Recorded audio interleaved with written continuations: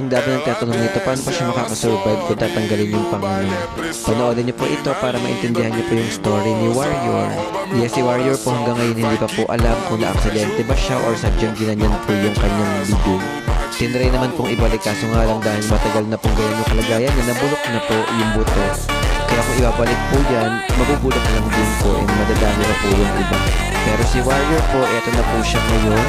Malaking adjustment na lang po yung mangyayari sa buhay niya.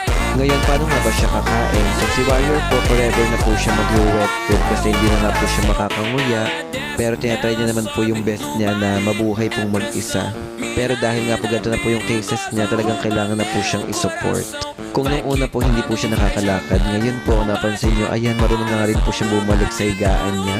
So ibig sabihin po, nagpapalakas na po siya and sana soon, mas lumakas and mas maging active na po siya.